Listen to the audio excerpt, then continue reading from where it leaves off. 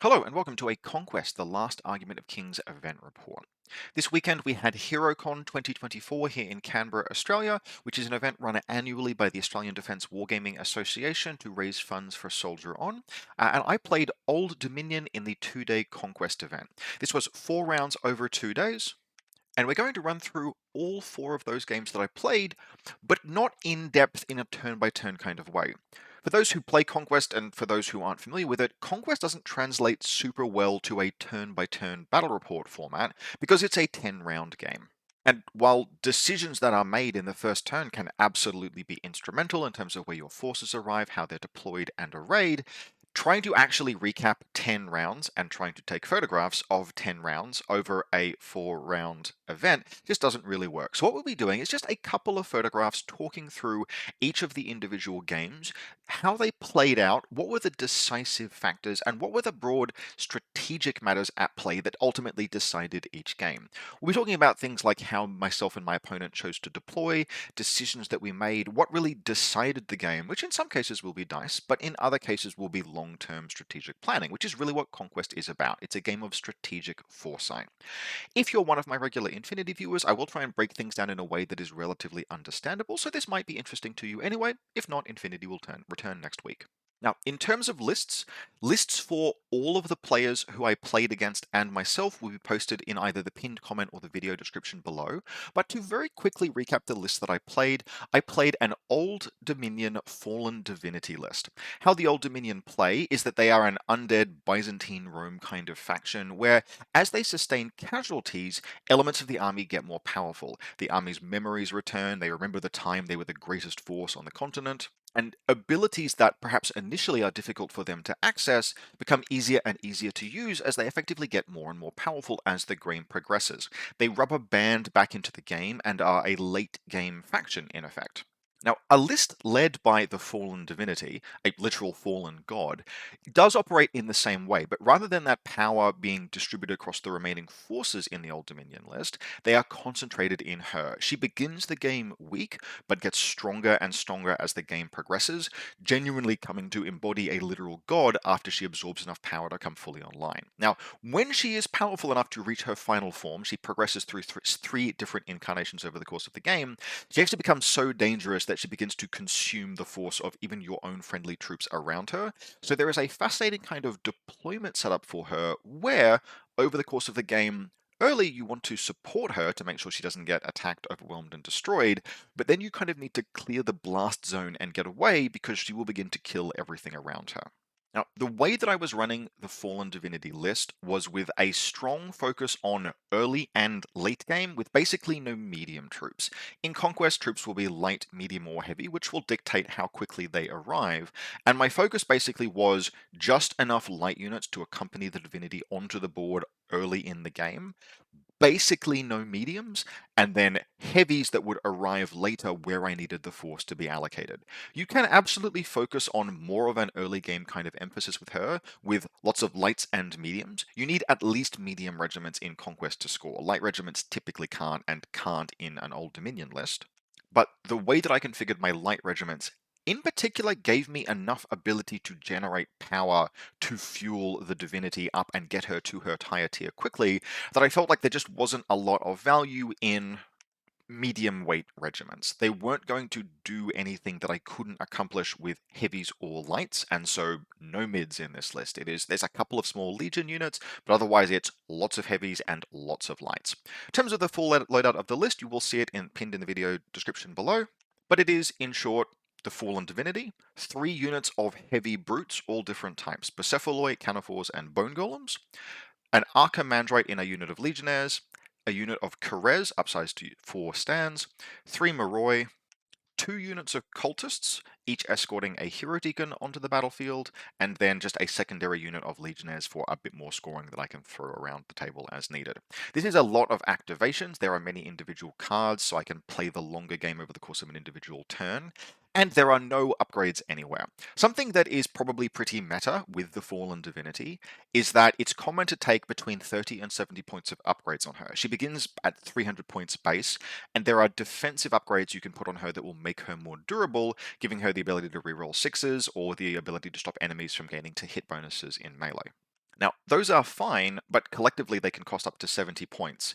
And if I cut those, I can do things like afford the entire second Hero Deacon, which is one of the spellcasters that will generate the dark power that will just get her to tier 3 sooner.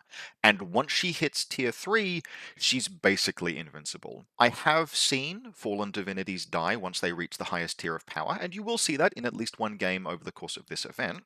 But I think if played correctly, she does not need those upgrades to survive, and the extra width and effectiveness elsewhere in the list is just a better use of those few remaining points. So again, you'll see all of the lists in the video description below. I'll include either links to them or just extracts of the list. Let's crack on into game one. So, round one is playing the Divide and Conquer scenario against Michael from Canberra's City States. Michael's list is led by an Aristarch warlord with Initiative and the Impact of Impact Resistance, Inscription of Impact Resistance. Initiative is the most important upgrade of the two there. City States have a mechanic called the Strategic Stack that allows them to delay an activation during a turn and then activate that unit later. When the Aristarch's regiment comes off the Strategic Stack and performs a move, the Initiative Mastery allows any other infantry regiment within a certain radius to move as well. Now, or to perform an action off the Strategic Stack, activates effectively. This is very, very powerful because the ability to do out of a normal activation sequence movement in Conquest is incredibly rare. I am not a city-states expert, but for my money, if you wanted to build the best possible city-states list, it should in some capacity use the initiative mastery, because the ability to do out-of-sequence movement every turn with, yes, some impost, you have to use a once per turn mechanic to use the strategic stack, you need to have a deep enough activation pool to make full use of it, etc. But that ability is, at least in theory, very, very powerful and not particularly expensive. Here's a unit of Phalangites, spear-armed, sort of Greek hoplite kind of troops. They are durable and dangerous, just a good brawling unit with a mix of offensive and defensive abilities. We have two city-states chariots, which are firepower-armed chariots. They've got big guns on the back. The first has a Scorpios, which is longer range and good at exploiting flanks, and the second is a Phlogobolon, essentially a flamethrower, which is slightly shorter range but a little bit more dangerous. We then have three city-states titans, big giants, led by a Promethean oracle, and then a regular Promethean and a Hephaestian. All three are powerful, dangerous melee monsters, and the Promethean and Hephaestian are spellcasters. The Promethean provides buffs, and the Hephaestian has offensive spells. We then have a third warband led by a Polemarch with the very powerful Blades of Echides swords and combined arms drills to give his unit of Thorokides scoring. He's in a unit of Thorokides with a Minotaur auxiliary. So because it has an auxiliary and because of combined arms drills, this will represent early scoring just to get a couple of points onto the table. But in practice, the Thorokides are fragile enough that they will usually stick to a zone for a little bit and then just look to score an important kill just at some point in the game before they die. We also have a unit of Sacred Band, who are spellcasters who will be able to heal either themselves or the Phalangites, thanks to an auxiliary in the Phalangites unit. Basically just a well-rounded city-states list with the three titans. This is probably about as good as you can write a list. If you want to go in particular in on three giants in a city-states list, without thinning the rest of the list out, I think this list hits a very nice kind of compromise position in terms of making the best of what you've got. Now, my intention for this game had to be to take a photograph at kind of the early, middle, and late point, but as it happens, events move so quickly that we really just have the beginning and the end in photographs. But I will explain what has gone on. Divide and Conquer is a scenario where there are a lot of small scenario zones, but the only ones that are live for you are the ones that are on the midfield or on your opponent's side of the table. So you cannot score these zones. Like, for example, I'm on the right side of the table here. I can't score these two zones because they're considered my zones. I can't score points for them. There are also two objectives that are worth points for killing, and so the game basically does tend to revolve around at some point kind of meeting in the middle and deciding, are you going to secure a flank? Can you push through? And in particular, if you can isolate a far zone, and so maybe sort of like draw a line across the table like that, where you push your opponent back and get a scoring unit safely onto one of your opponent's far zones where they can sit for the rest of the game, that is often a path to victory in Divide and Conquer. Ultimately, that makes the scenario pretty attritional, But if you fall behind on scoring early, you will find yourself on a timer. There are no points in this scenario for killing enemy regiments or characters. I think there's 2 points on the line for killing the warlord, and that's it. Which means that if your opponent is able to score an early lead, and you don't take them off the table in time to recover that lead and then score out by the end of the game, you can lose this one to early territorial aggression. Depending on how quickly, like, your list has to move fairly slowly or get kind of like fought to a stalemate for that to be decisive. But you can't be planning on just tabling your opponent by turn 8, for example. If your plan is to win this on attrition, secure territory, but give up space early, you need to be pretty judicious about starting to move and close things out by sort of at least the mid game. Now, this is a matchup that Michael and I have, so we have played many times, and he is learning and learning and learning, like, all the time about how to fight into my factions. Michael is the kind of player that's very good at developing technology, for want of a better word. My usual experience against Michael is that the first time he plays into something, it might frustrate him and be annoying, and he'll be like, I have to figure that out. But the third or the fourth time he plays into something similar, he will have it on lock. He is one of the players that actually was kind of instrumental in forcing me to change how I played Old Dominion in the run-up to one of the last events I went to, because he got so good at dealing with things like Aura of Death, which was a very on-meta mechanical element that Old Dominion lists had at the time, that I began to have to cut it from my list because people were just getting too good at dealing with it locally. And in this particular case, against a fallen divinity, Michael had some experience. He had a plan for how to approach this, and I felt like I had a plan as well, but we will see how things played out. Now, any game where there are guns on the table and you are playing a fallen divinity, it's going to be pretty common to want to look for a space where you can get her at least touching obscuring terrain, which will halve incoming barrage. And in this case, if I wanted to get her onto a zone because she can score, I was looking at either here or here, and ultimately I put her down where she is with the intention of threading this needle up to here. Now, best laid plans and all that, but that was the basic idea. Michael would bring his Thorakides on, and thanks to that strategic stack mechanic, the ability to delay, he would more or less be able to bring them on after he had seen where my stuff went. Otherwise, what's arriving on this first turn are priests, and this is how these games will tend to play. Is these units are cultists, which are one of the few human units in the Old Dominion. They are basically insane cultists of the fallen gods, and they are escorting early onto the field hero deacons. Hero deacons are a character that can cast spells, and one of those spells, like, they've got a good mix of utility and damage, etc. But the spell they have got that's very important is they have the ability to generate power for the fallen divinity. So this list really motors her up to tier 3 because I have 2 priests that generate dark power and then a third priest that will arrive that can in his own way contribute, which means that she just slingshots up. So even by the end of this turn, for example, I would have 3 tokens. 9 tokens gets her to tier 2, 18 tokens gets her to tier 3. She really, often the plan is that by the time she activates on round 5, sometimes even 4, she'll be at full power, which means that she has 60 to 70% of the available time left in the game to be maximally effective. Now, Michael's plan for this game was to have his giants kill God. He has 3 giants in the list. They are all dangerous. The Hephaestion in particular, so the Oracle is good at tanking the fallen divinity. The Hephaestion is good enough to threaten her, can actually, particularly if she's at a lower tier, can do some serious damage to her. And then the Promethean is supplementary and buffs the other ones. If he can get a 2-on-1 fight against the divinity, he has a good chance of killing her if that fight happens early. Otherwise, if he can get a 3-on-1 fight, even at the highest tier of dark power, not a bad shot. Now, it is possible to have all 3 of them engaging the fallen divinity. It's not easy, but it is possible, particularly over time. But ideally, he wanted to try and get her at tier 2. I was a little incautious in this game, mostly because he extended into me aggressively, trying to bait out a response, and I'm a fairly attritional player in Conquest. If you give me something to kill, there is a reasonable chance that I will take it. And so as my forces moved onto the board, Michael used his mobility and his aggression to push forward and bait out responses.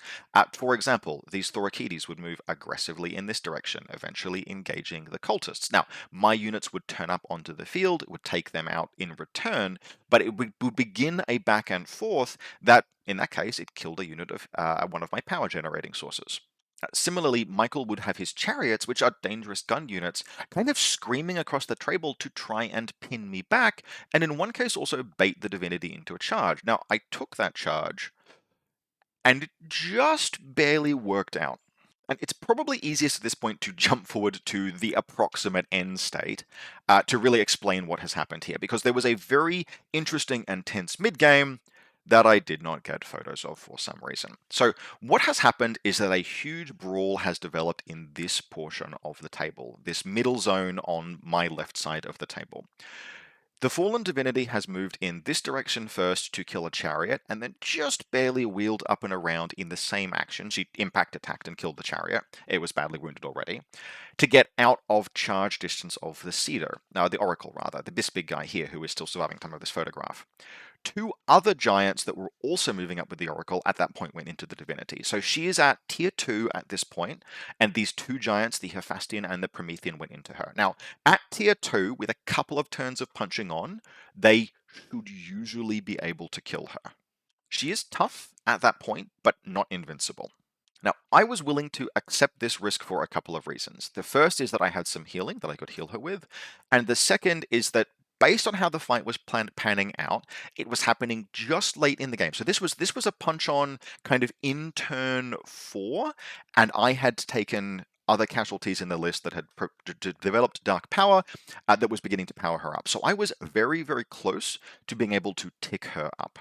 And once she got to tier 3, I was relatively confident she'd be able to take that fight, particularly since the Cedar Oracle, rather, hadn't been willing to scoop back around, because if he did, he would have just been exposing his flank or rear to this unit of melee brutes. These are Canophores. And so I had the forces in place to basically guarantee the Divinity a 2-on-1 fight, which was risky for her, but not expose her to a 3-on-1 fight, which she would absolutely go down in.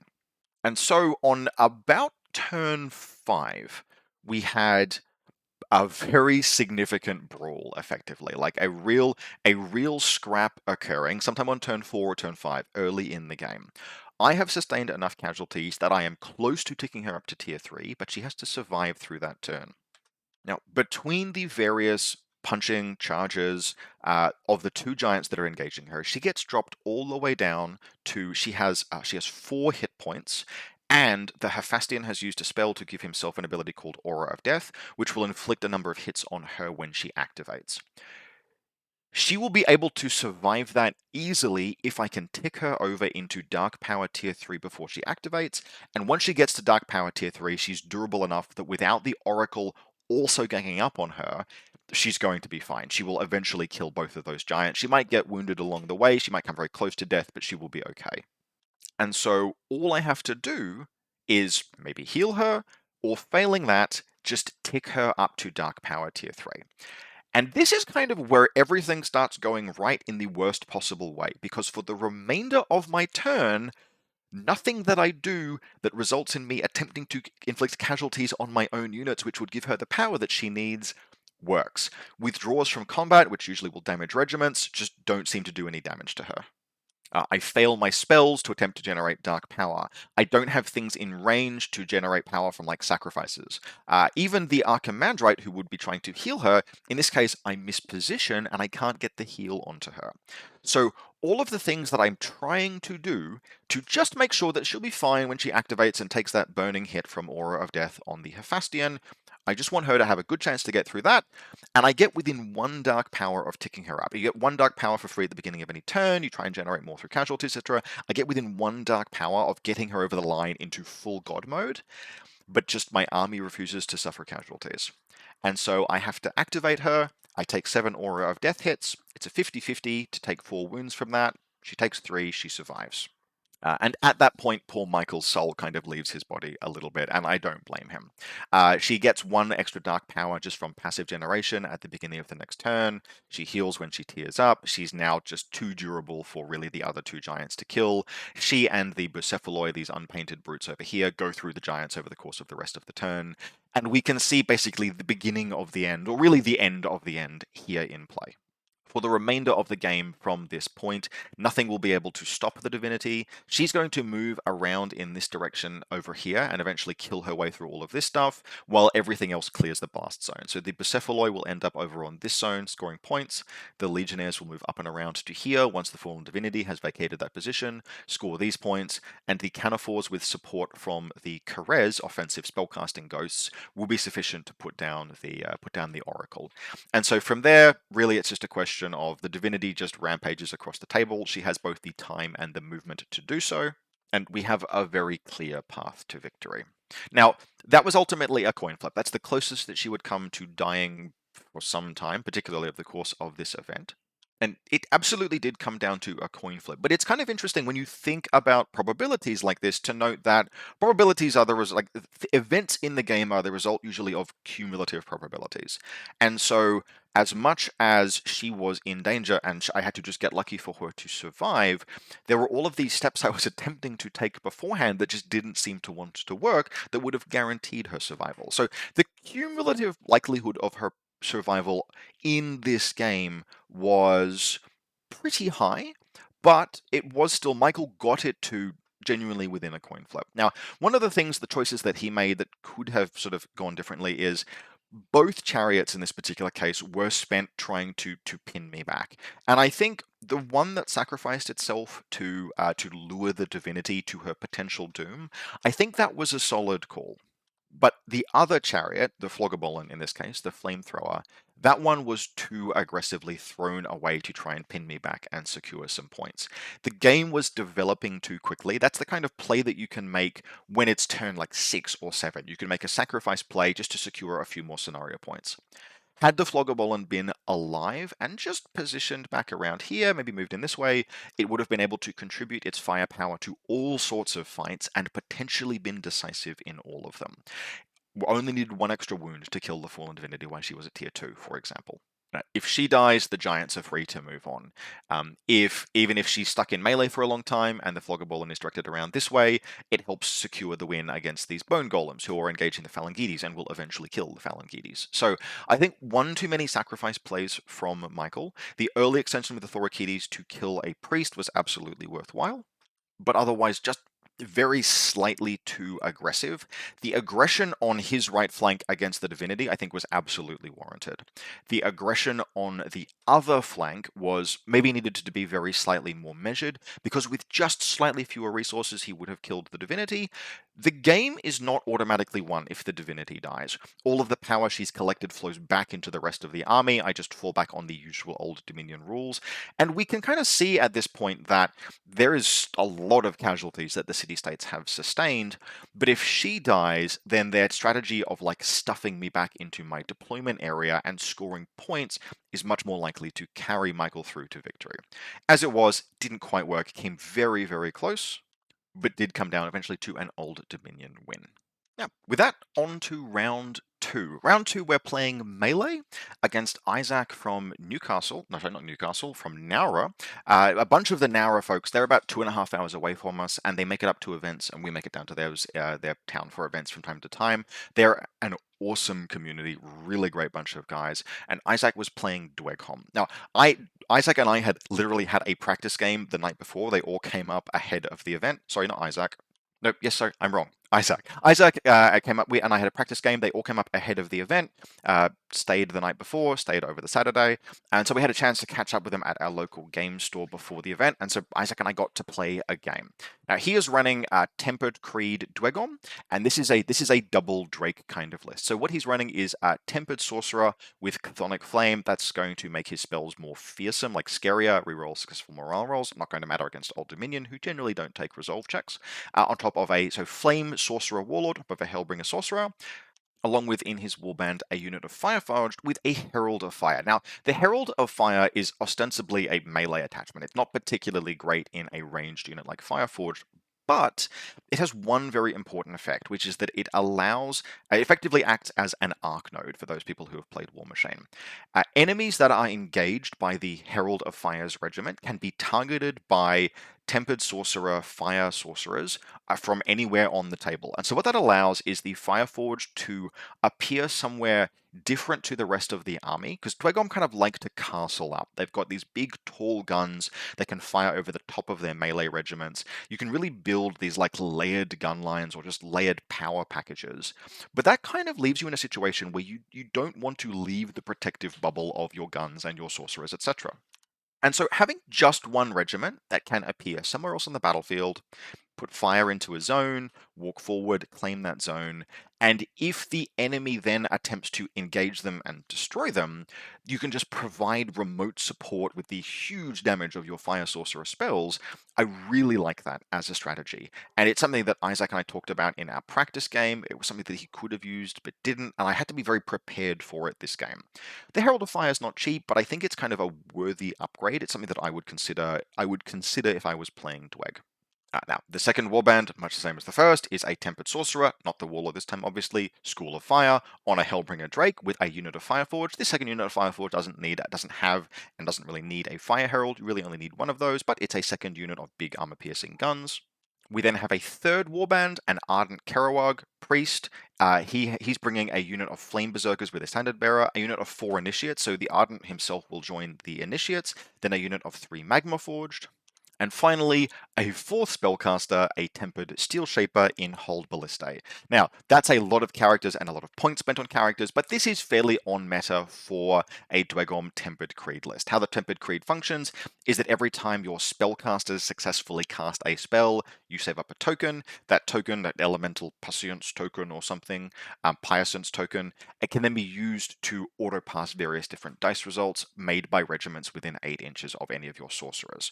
So the goal of this list is to be generating, 2, 3, 4, 5 tokens a turn, depending on how many fire spells you can make contact with, and then use those tokens at critical points, often to save to auto-pass defense rolls, which makes the Dweghom, who are already durable, even more durable. But I would note, oh, that sounds very powerful. You're generating all of these auto-passes every turn. You are, but your list is possibly more fragile than you would think because, one, a lot of ranged units, but two, a lot of points spent on characters.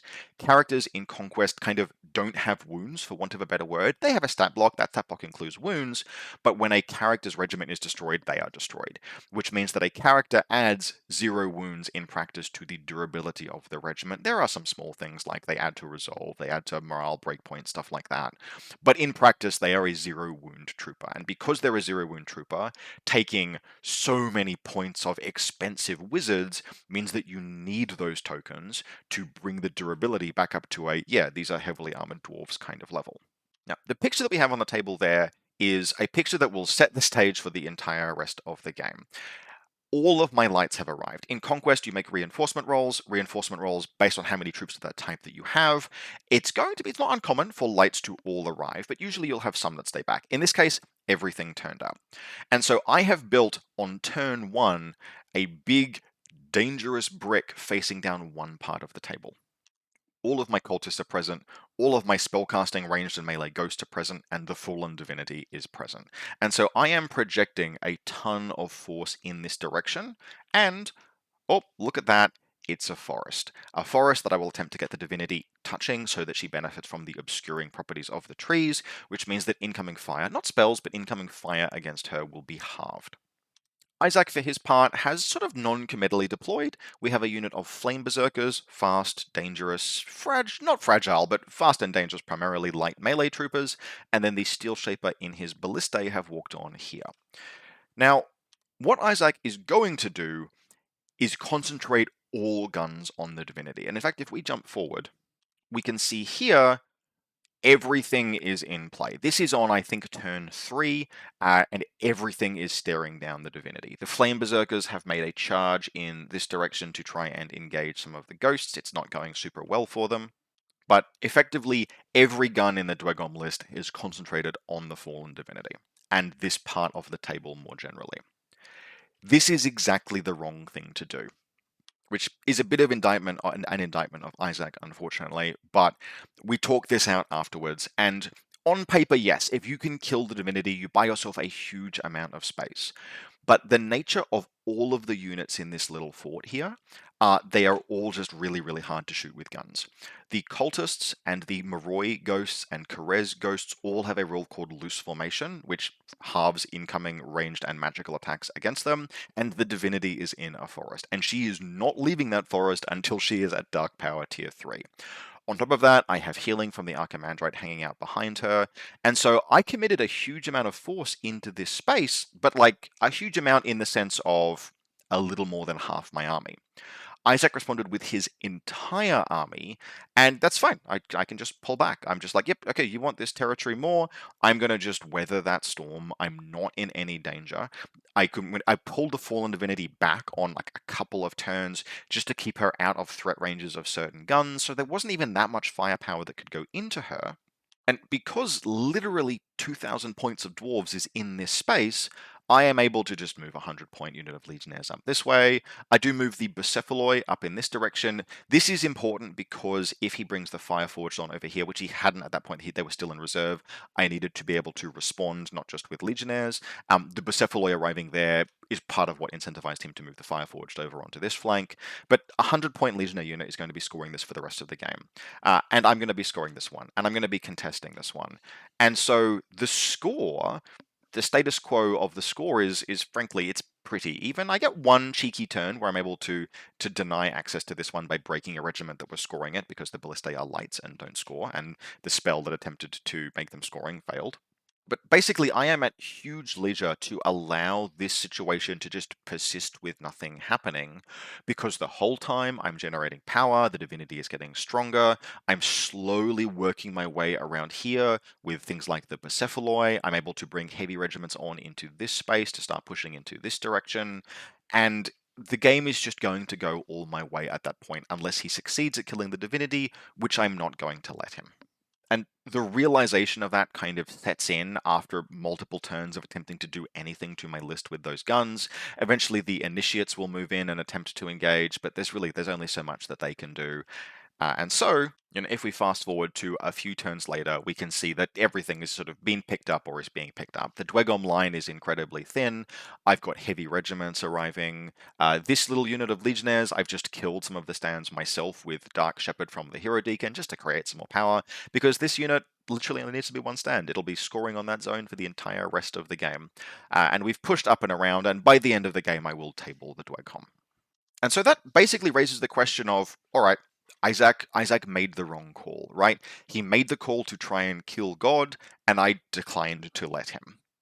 What, therefore, should he have done? Now, this is not necessarily a path to easily win, but once I committed, if we go back, once I committed, looking back at turn one, all of this force here, Isaac at that point had only deployed 2 regiments. And nothing at all stops him from redirecting force. Maybe just, you could keep the Berserkers here. They could have a cheeky turn where they run onto the objective to try and disrupt the divinity.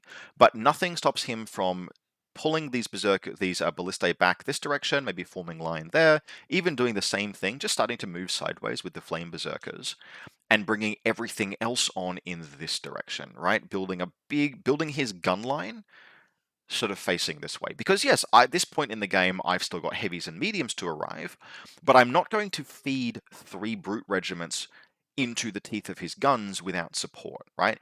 My brutes are tough, they are dangerous, they're powerful heavy regiments, but they cannot just walk into the face of those Dweghom tank dragons without some kind of support. I need my loose formation skirmishing regiments to pin back and help deal with those units. And so this would have built him a situation where he can move on in this direction and maybe even have a turn where he's able to hold all 3 of these. Now, at some point, the divinity is going to reach tier 3. And what is going to happen is that she is going to begin moving firstly up onto this objective, and then she will begin moving in this direction here. I will leave a little unit of legionnaires behind to score that zone, kind of in the same way that in this game a little unit of legionnaires appeared over here, but there will just be a unit of legionnaires here while she moves in this direction. But you can build fire breaks against her at that point. You can reserve the source, you can have the Flame Berserkers, you can use them to pin her back. You can even do things like put stuff like Fireforged in the way of her and have enough tokens saved up to stall her out for like just a couple of turns with each of those Fireforged regiments by being able to auto pass your defense rolls. They have enough defense that she can't completely circumvent it, which means that you can spend the tokens legally. And so like there's a path to victory there. Is it easy? No. Do you need to keep those drakes alive and project a threat sort of like out to here that stops me from moving forward with my brutes?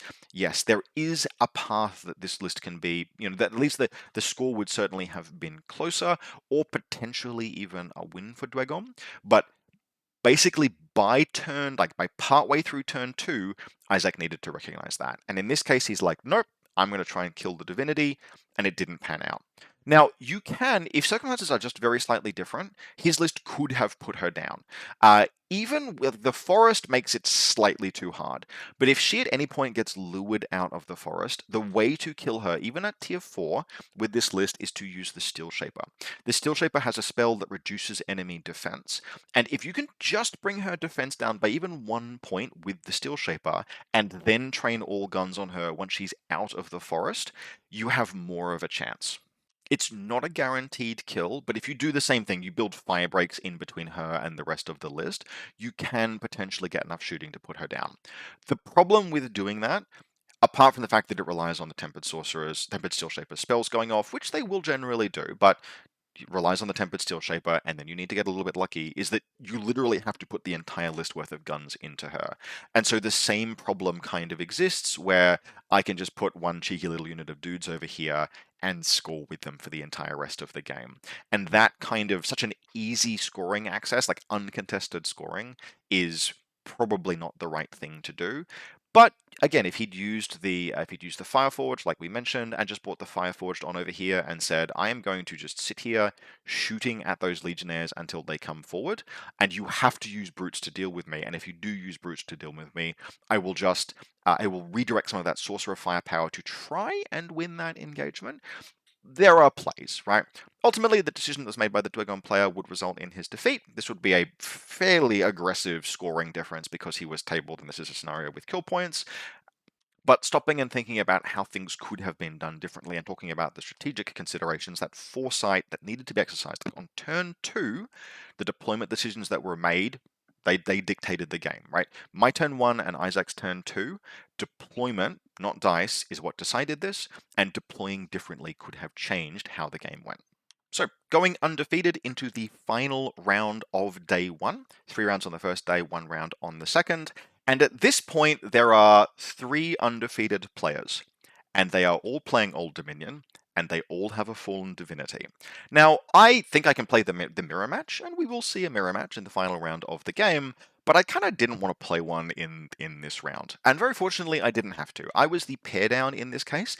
The Conquest tournament app does some kind of weird things sometimes in terms of Swiss pairing, where it will pair down the player that is tie-breaking the highest. And that meant that I had the joy of playing once again into the best named player in Conquest, playing against from Nara, Saxon King. Now, Saxon and I have had a few games both on Tabletop Simulator and in person. He's an absolutely delightful opponent. And he plays 100 Kingdoms, which is just even more apropos. And this is now 100 Kingdoms are a faction that I've also picked up recently, and I'm very much looking forward to getting into a little bit more. Saxon has been playing them for longer than I have. And they are actually due for a rework in December. Sometime around December 12th, new rules, like a full faction update, will drop for the 100 Kingdoms, but it hasn't arrived yet. And so Saxon is playing a very, very fast, not necessarily cavalry oriented, but extremely fast list that is designed to take space and hold space and just project enough force to like collapse a flank or to win localized victories using that speed and the ranged firepower, etc. And I really like it. And he and I have played, I think, almost exactly these lists against each other in the past once before, and that is one of the only games I have played where I have lost the Fallen Divinity early. And the reason why is the Hunter card trait. So just to break down what's in Saxon's list, he's first of 2 warlords, because you're allowed 2 warlords as the 100 Kingdoms, is an Imperial Officer. No upgrades or anything on the Imperial Officer. It's just 90 points to bring a warband and to give Vanguard to infantry in the list. So they will arrive on the battlefield. They will move further the turn they arrive. We have a unit of Imperial Ranger Corps, a unit of Steel Legion with a banner, which the officer will join, and then 2 units of Veteran Hunter Cadre with a bonus to their volley, Standard Bearers, and Null Mages. Null Mages are interesting. They don't project interference with any other enemy wizards, but he has something else that will do that.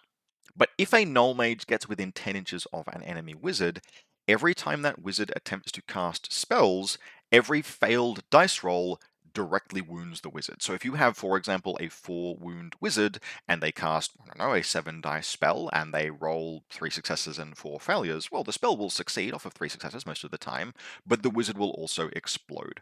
And that's very cool. Now, the Null Mages in this case are a prerequisite to making the regiment veteran. And so +1 volley on these makes them more accurate shooters. It's well worthwhile. I don't personally love veteran because I don't like paying for upgrades. I just want more stuff. But it does work very well, and it's these Hunter Cadre that were decisive in his game against me previously. The Hunter Cadre move very far up onto the table, and they have a rule called Fiend Hunter, which lets them just reroll misses against brutes and monsters. And the Fallen Divinity is a monster. So the first time we played, I was like, oh yeah, ranged units, that makes sense, yep. And I put her in the forest, the same way I did against the Dweghom. It did not work. So many incoming hits get generated by those Hunter Cadre, because, I mean, yes, their volley is reduced, but the math, the breakpoints actually are fine for them, that they put so much fire into her early that the healing and like my saves, it just didn't work out. She can survive that sometimes, but the way to survive those attacks is just not to expose her to the risk. And that was basically what I did this game, which we'll get to. So 2 units of Hunter Cadre who have killed the Fallen Divinity previously. We then have his second Warlord, a Chapter Mage, fireballs, and also ranged weapons. She's a good ranged character herself in a unit of Men-at-Arms. She's a Warlord which gives as long as she's on the table, every regiment in Saxon's list will benefit from interference, which is a defensive mechanism against spellcasting. We then have a third warband, a Priory Commander with both. So that's a unit of the Sealed Temple. Sealed Temple are like elite military orders, and so they are like very fast, very flexible, like free reform. Medium cavalry, and then a mounted noble lord with 2 units of mounted squires who are also made into veterans. So mounted squires are part of how this list works because they are very fast, light cavalry. So they appear on the table very early and move up very aggressively. That's then capitalized on by other regiments. You'll usually have 3 infantry regiments arriving on turn 2. All of them will have Vanguard because the Imperial Ranger Corps get that natively, and then very fast, flexible cavalry following up on that to exploit basically any position and try and win localized victories and then push around. It doesn't work against my list, unfortunately. Saxon's win condition in this case is to kill the Fallen Divinity, and I was not going to let him. And the reason why is that like Old Dominion are durable, right? We are resilient, we are dangerous. There's also plenty of range. Like my ranged play in this list, my skirmish screens, is very effective. But if he collapses in on my skirmish screen with, for example, those light cavalry, he doesn't automatically win that fight. As long as my units are in position to mutually support one another. Like Saxon's list is a 4-character list. There's a Noble Lord, a Priory Commander, a Chapter Mage, and an Imperial Officer. And like the Imperial Officer is cheap, yes, but some of the others are expensive. And so all of those characters thin out the durability of the list, and then the emphasis on like light regiments thins it out further. So the list has no crumple zone. It's going to sustain casualties, that's fine, but it really needs to use things like the Hunter Cadre and the Sealed Temple to win in a localized position. And against a normal opposing list, those Sealed Temple, particularly ones with the Priory Commander, will usually go through, especially early regiments that they hit, they'll destroy them. But Old Dominion is just more durable. We don't take resolve damage, and because we don't take resolve damage, those March charges are just not going to crumple a regiment all the way to dead. And that leaves these expensive, flexible medium cavalry in a position where they're about to get collapsed on. And so it's just mechanically a very rough matchup. I have so many little tools that I can use, little edges in durability. Because remember, I have 4 characters as well, technically, but one of them is the Divinity, and there are no upgrades anywhere. I've gone for maximum width, maximum durability, maximum power generation, like etc. And that tells, that plays in this game. And so what we can see here is this is actually the end of turn 2. So much has arrived. All of my lights have arrived. One of my mediums has. The Divinity has appeared. But we can see the positioning here that is like particularly relevant. And so here is the important bit. On turn 2, these Hunter Cadre, using Vanguard, moved 19 inches up the table. They are very dangerous to the Fallen Divinity, particularly if 2 of them can get in range. This is not a situation where I can just park her in this forest and be like, oh, she'll be fine. No, she will die if I put her there. So early in the game, she just moved on a little bit conservatively. And by the end of turn 2, she has backed up. And the distance here is important, right? 19 inches on with the Hunter Cadre. Next turn, their threat range is 24 inches, right? March 6 and then volley 18. This means there is a 5-inch deep safe band on the edge of my deployment zone that I can put the Divinity in and not be shot on turn 3. And that is where she is sitting. She has pulled back the maximum possible distance. She is just hanging out pretty much on the board edge. Like you can see the table edge just behind her. She might even be nudged a little bit forward because I'm terrified of her falling. That is a resin model and I am not attempting to reassemble it. And so she's safe. She's totally safe. She's at no risk whatsoever, and I'm just churning away generating dark power. And so Saxon has had to fall back on, all right, well, plan B is, I guess we are going to start scoring this zone, which in this scenario, head-to-head, each player is trying to get to the middle zone and then the far of the 2 zones. So I will eventually want to move towards this one, he will want to move towards this one, etc. The problem is, the critical problem, is that this is also a scenario with kill points. And so just to run the math, this zone is worth 3 points every round. Killing a regiment is worth 2 points. Killing a character is worth 2 points, plus an extra 2 points if they're the warlord. That's only scoreable once, so it's not a downside to have 2 warlords in Saxon's case. And so every turn that he spends feeding a unit forward to keep me pinned back, I will kill that regiment, I will score 2 points, he will score 3. And that is not enough of a lead. That is not going to get him into the game, particularly if he does not kill the Divinity while he has a window, because those Hunter Cadre with enough firepower can kill her while she's sort of like still powering up. Once she hits tier 3, they won't do it. Not anymore. And so that, unfortunately, is the tail of the tape in this case. The squires would extend forward. What in particular he's trying to do with like multiple successive charges is we have this unit of Moroi here. These are melee ghosts, and they are very, very fast. They actually out-threat most of his cavalry. He is trying to pin them back and kill them, because if he can just kill them, he can buy some space. Until they are killed, too much of his backfield is at risk, but he just has to feed units into the meat grinder, and I think he does get a kill on the Moroi eventually. Actually, no, he doesn't. He renders them combat ineffective, and they will eventually just start running in a different direction, I think, dying to something later in the game. But they are, I think, only going to be the only casualty that I sustain. And so if we fast forward, we can see this game state here, which is somewhere around turn 6, maybe turn 7, but it's... You might say there don't seem to be many 100 Kingdoms models left, and you would be right. There is the Chapter Mage in her Men-at-Arms here. There is Hunter Cadre here and Hunter Cadre here, and with the exception of the Moroi who are dead, my entire army is alive and fully intact. Now, there have been flashpoints that led to this, right? Sealed Temple attempted to push in this direction, along with, so Steel Legion and Sealed Temple attempted to push in this direction and engage these troops, hoping to seize this bit of territory, but Sealed Temple had to go face first into Cannifors, and that's just not a fight that they can win. My durability advantage is on full display there. Like, Cannifors are just way too difficult a nut to crack, and I've got enough troops, enough mutual support that I can comfortably hold this position. I use Bone Golems to clean up the Steel Legion. I use the Cannifors and Legionnaires together to clean up the Sealed Temple, and to very few casualties, right? We push up and around this way, and the Divinity just slowly powers up. She powers up over the course of the game, and Saxon realizes, right, that the clock has run out. Once he is not getting shots into her on turn 3, she's going to go online whether he likes it or not by turn 5. And one turn of shooting won't do it, right? You need multiple turns of good quality shots from the Hunter cadre to risk to get her down. And just by staying within that 5 inches of the back table edge, like inside that band, he never gets those shots. He begins putting those shots with the Hunter cadre elsewhere, but at that point, my entire front line is made of things with loose formation, and he doesn't have Feed Hunter against. So it's rough. This is just a grim matchup.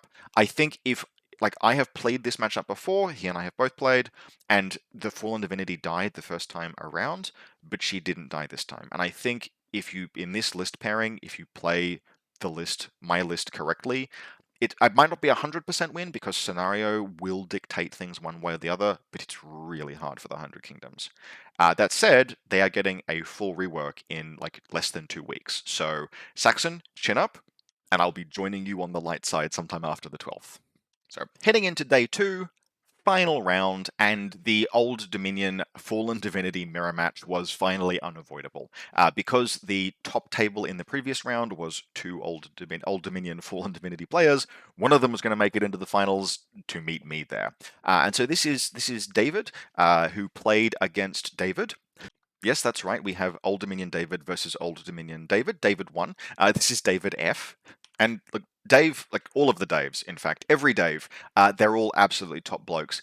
David F playing the Fallen Divinity. He's one of those people who I think at some point in the past he saw her and he's like, "That's my faction." Because I don't know. I'm sure he has played non-Fallen Divinity lists, but I have never played against him except using a Fallen Divinity. He's always played her. He's very I am a more experienced player than he is, but I am not a more experienced Fallen Divinity player. A lot of how I play the Fallen Divinity, I have learned from watching things that he does. He and I had an incredibly instructive game, sort of several months previously, a practice before an event, where just watching him not beeline, right? Not beeline directly for the highest tier of dark power, but really carefully measure and control how quickly he got to that highest tier, because each time, in addition to the higher tier being more powerful, each time the divinity ranks up, she heals. She heals back some of the wounds that she had been dealt. So when she moves to tier 2, in addition to her stats increasing, she heals 4 wounds, and then when she moves up to tier 3, she heals 6 wounds. And watching him disincentivize attacks against the divinity, because at any point he could pull the trigger on a number of his units and heal her by ticking her up then only when he wanted to, was instructive. So experienced Fallen Divinity player, but probably not as experienced a Conquest or Old Dominion player as I am. Now, how David is running his Fallen Divinity is some elements that certainly are a little bit more on meta. So he has the fully upgraded Fallen Divinity. He's taken the Aura of Malice and Eternal Discipline, which means that rather than being 300 points, she is 370. We then have a unit of Cannifors, melee brutes, very good, an Archimandrite with Legionnaires with a Dark Cenotaph. Now, this is a difference in approach, right? Where I have just multiple hero deacons and will generate dark power that way. David has a hero deacon in Legionnaires. He also has an Archimandrite in Legionnaires, and the Dark Cenotaph is one of the other ways you can generate power in an Old Dominion list, where if that unit gets onto an objective zone, it will generate power for free at the end of the turn. Now, the problem with that, obviously, is that you need to have objective zones that you can easily get to. And this is not a scenario, we can see this here, I think the scenario is off balance. This is not a scenario where it's easy to move a relatively fragile unit onto these zones. He would score some dark power with the Dark Cenotaph over the course of the game, but not an easy run toward tier 3. We then have 4 Karez, mirroring my own, and 4 Bone Golems. Now, just a note before we move on, Karez are actually incredibly important in this matchup. Now, on paper, Karez have got 2 spells. Insanity, which is a powerful offensive spell they use against living troopers with resolve stats, which is useless against much of Old Dominion. I do have a couple of living units, but for example, David has none. They've got an okay ranged attack. Their second spell is Drain Will, and Drain Will reduces enemy defense. Now, remember I said previously the Dweghom matchup, where using the Steel Shaper's -1 defense spell against the Fallen Divinity is part of the way that she can die. That's one of the tools that you can use to bring her down, is to drop her defense, then hit her with everything. Karez can do that in this matchup, and so if you can stack enough power into your attacks against the Divinity by using Drain Will, you can like win the race. If it's Divinity versus Divinity, Karez will make the difference. If it's Divinity versus like everything else, again, Karez will often make the difference. And so they're very important in this matchup, even though their Insanity spell is kind of a bit useless. So 4 Karez, 4 Bone Golems. Bone Golems are very good. Hero Deacon in Legionnaires. Then we have a Heliarch, a melee combat character with the Legio Primigenia banner and Angostima Band of the Faithless. Now, the Angostima sword is going to do nothing in this one because it makes the Heliarch's attacks more terrifying, but Legio Primigenia kind of helps make up for the fact that there is no normal dark power flowing into his regiment. This is actually a really common, like, I see this banner a lot. I don't personally like it, but it is only 20 points, so I can't begrudge someone for taking it. I just think there are probably other ways to work with what you're doing in that kind of a setup. You can duplicate the effect of Legio Primigenia other ways some of the time, but Varangian Guard do have a powerful memory. It helps unlock it a little bit more easily. It's fine. Then we just have 3 Legionnaires as a scoring regiment and generating dark power. Now, if we compare the two lists, we can see that they're not symmetrical. In David's corner, he's got an upgraded Fallen Divinity. He spent 70 points to upgrade her. And his heavy regiments are upsized, right? He's got a bigger unit of Bone Golems and a big unit of Varangian Guard. Ultimately, our heavy regiment count is the same, though. Mine is just split across a larger number of units. On top of that, a lot of David's other regiments, just regular regiments, are legionnaires, which are fine, cheap, scoring medium regiments. I have cultists instead, and what that means is that I have ranged units. I have lots of range. I actually have 3 ranged units in this list, and ranged units are mechanically kind of good against the Old Dominion. On top of that, because David has in his list multiple size 2 or 3 regiments, I can actually kind of stack my ranged regiments up, and we'll see that as the game progresses, to concentrate firepower. And so I have, like, David has kind of no way to kill my Fallen Divinity. His way to kill my Fallen Divinity is with his Fallen Divinity, and mine is going to reach tier 3 sooner. I have 2 ways to kill his Fallen Divinity. I can kill it with mine, or I can kill it with an ungodly amount of firepower concentrated against her. And that's going to be a huge deal. The other huge deal is that I have just one small unit of Moroi, which are very, very fast melee combat ghosts. Now, if they get into the Karez in particular, they will neutralize the Karez probably for the entire game, unless something gets brought around to deal with them. And David, to his credit, recognized that, but the threat of the Moroi pushed the Karez back. He actually pushed them far enough back to bring a unit of Cannon Force forward to protect them, that 180 points of Moroi, hugely advantageous in this exact matchup, demanded a response of something like 410 points to deal with that 180. So there are mechanical advantages that I have, but they're just advantages. They're not necessarily decisive. And what that means is that this is going to be a game that is like a lot of Old Dominion versus Old Dominion games, which is to say it's going to be a grind, because the Old Dominion generally is a faction that much of its offensive power, even with all of these range attacks and with the ghosts and everything, much of the Old Dominion's offensive power is built into the fact that it isn't necessarily super dangerous in terms of how hard it hits, but everything is terrifying. The resolve damage is higher. And Old Dominion are also a faction that don't take resolve checks. So if you want a wet noodle fight, you do something like put Legionnaires versus Legionnaires. I think it takes, I did the math on this, it takes something like 5 or 6 turns for 2 units of Legionnaires just banging against one another to kill each other. That, like, literally it takes more than half the game for a pair of 100-point Legionnaire units to go through one another. And so what happens a lot in Old Dominion games is that fights that might take like 1 turn to resolve anywhere else take 2. And I don't know, I'm sure it has happened, but I can't really think, at least recently, of any Old Dominion versus Old Dominion games I've had that have led to a tabling. And tabling in Conquest is not uncommon, right? 10 turns is a really long time. You will often have a game state that is kind of resolved by about turn 8. If it's not annihilation of one side, what you will have is the game has, like, the table has been split and neither player can really move anywhere. Units have to stay on objective zones to score, and so the game is resolved effectively by turn 8. Old Dominion mirrors tend to not, like, they tend to still have things fighting actively in combat as late as turn 9 and often in turn 10. And indeed, we would see plenty of force, like, left by the time we decided how this would end. Plenty of force was still left on the table. So this was an endurance test. And that endurance test began with this turn 1 deployment. Now, my reserve rolls crapped the absolute bed. I would really have liked a second unit of cultists to arrive. They didn't. I would actually be able to make that work. Because I've got cultists and a character coming on, I'm going to have 3 cards on this first turn. David will have 2. And so even though I won the supremacy roll, heavy use of sarcasm quotes, the Conquest players will understand there, I had enough cards to be able to decide where my Divinity would go after I had seen where Dave's went. And so Dave moved his on over here. Again, look, we can see a forest. He is going to be looking for the safety of that forest against my guns. I am going to intend not to let him to get that. And then I moved my cultists on over here. Then he moved his, he had to move his Kerez on. So my cultist came on first, generated Dispel, Divinity moved up, Kerez moved up, my Divinity appeared. So I have elected to force the mirror.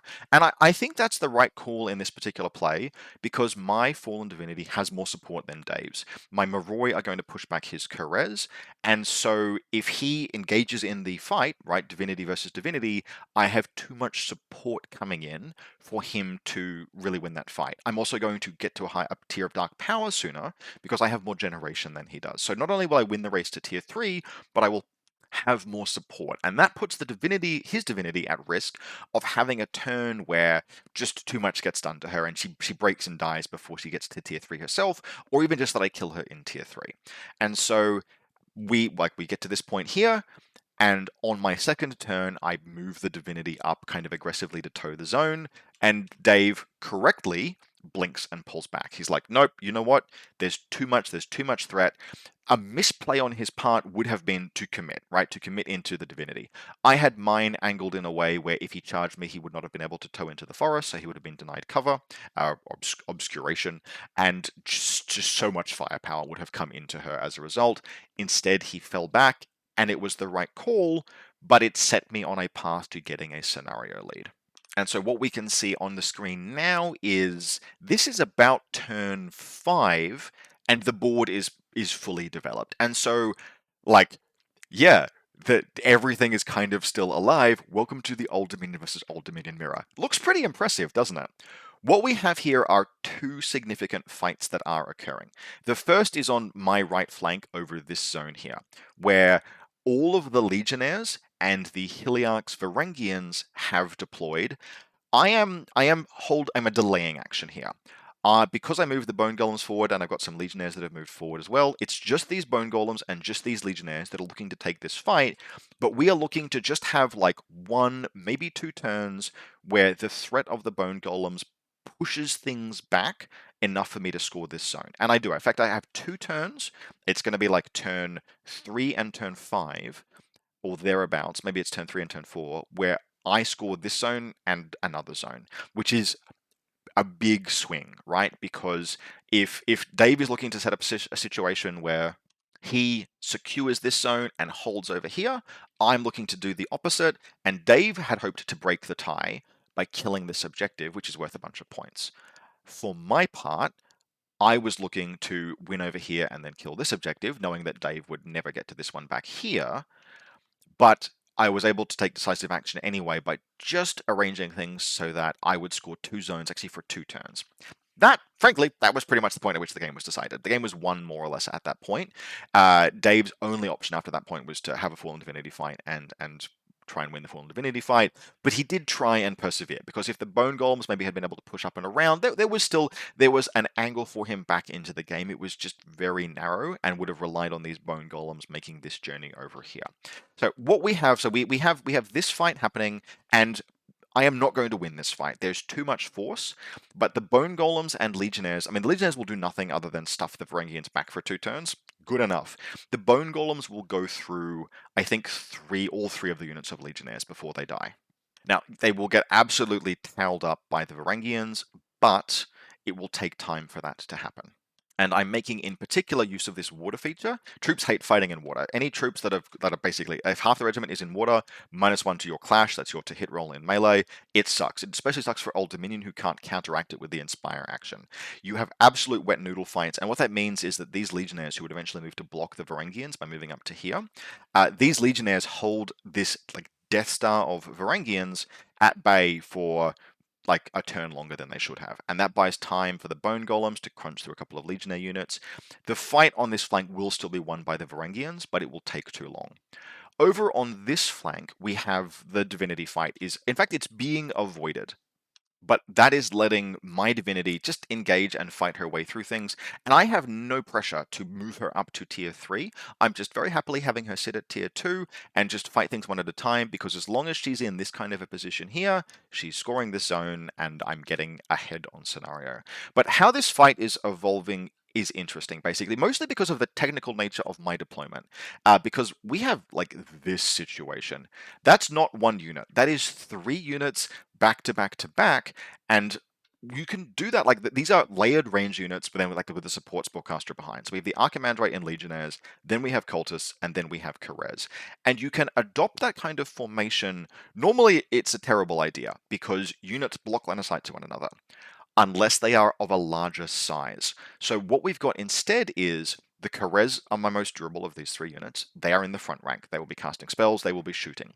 The Cultists are behind the Karez, but can see over them to target things like the Divinity and the Canaphores. So they are contributing firepower along a very narrow frontage, and then the Legionnaires are behind mostly for moral support, but with the intention to move forward onto this zone if the Divinity, my Divinity, ever leaves it. And so I've lost a unit of Moroi over the course of this. He screened them out really well. I eventually commit them just to begin a trading sort of situation. But what has happened is we are going to go through these Canaphores. His Karez are going to move forward to try and gum up my lines, but it will not be enough to stop me from scoring. And eventually his Fallen Divinity will commit around this way into these Cultists, who will just withdraw from combat. They will take a lot of damage, but they will live, and that will clear the way for the Bucephaloi to move in. And so the engagement, my Divinity will eventually reach tier 3, and she will just sort of start moving around in this direction. She will not reach the Heliarch, but she doesn't need to. All she needs to do is to kill these Canaphores, help deal with the Karez, kill this objective, and that's basically the game for her. At that point, she just clears the blast zone because she wants to stop killing her own troops. My Canaphores will fight the Bone Golems, and the Bone Golems will both secure this objective and eventually kill the Canaphores, but it will take so long that that will be all they do for the remainder of the game. And so that means, finally, the last notable fight is the Fallen Divinity, Dave's Fallen Divinity engagement over here. She is going to be fighting Bucephaloi, while the Karez, the Cultists, and the other Cultists just pour fire into her. And it takes a long-ass time, because David is very good at managing his dark power. He takes some damage, which is enough to sort of circumvent the heal, but she's still mostly at full health by the time she goes into the Bucephaloi. But between Drain Will and all of that firepower and all of those offensive spells, because we've got offensive spells from the Hero Deacons, etc., just little by little, drop her down in defense, chip through. Eventually she dies. It's like on turn 8 she eventually goes down, but she does go down, and that's ultimately, it sort of wasn't super important, because all that really mattered was that she never was in a position to return to this zone and start scoring it. But I do actually get a Fallen Divinity kill in the mirror match, even though in reality the scenario was won by a couple of turns. Even just one turn of scoring both zones was enough to put the onus on Dave to really have to do something to shift the game, and he wasn't able to. Old Dominion mirror matches have got just sort of too much momentum to really make that a thing that is easy to happen, and so just this little bit of early aggression, plus the fact that Dave correctly identified the threats to his unit on this flank and pulled back. He had to pull back. It was the right thing to do, but it was still something that would ultimately put him in a position where it was going to be very difficult for him to win the game. And so, 4 rounds deep, that put me as the only undefeated player. And also scratched off a bucket list thing, which was I've now won an event with every individual warlord in the Old Dominion. I've won it with a Strategos, Heliarch, an Archimandrite, and now a Fallen Divinity. So that was fun. Overall, 4 really excellent games. My opponent in every game was just an absolute delight. Like, really, the Nara crew, the Canberra crew, like, just really, really good folks. And the Nara crew in particular, just a delight every time they come up. I wanted to name all 4 players for my nominations for Best Sports. Like, these people were just legends. And so big thanks to everyone that I played against. Big thanks to Tom for running the event. And that concludes the event recap for Herocon 2024, playing Fallen Divinity under the Old Dominion. Now, I am well aware that this video will probably not do as well as, say, the Infinity videos do, because my viewership is primarily Infinity players, but if you come here through Conquest and you're interested in Infinity, you can see a bunch of videos about that. If you are an Infinity player wondering when Infinity content will return, it will probably return next week. N5 is inching ever closer, and surely soon we will have profiles for drummers, and I will be able to do something like a Kestrel Colonial Force recap. We will see. Otherwise, as always, I hope very much that you enjoyed this, and I'll see you next time.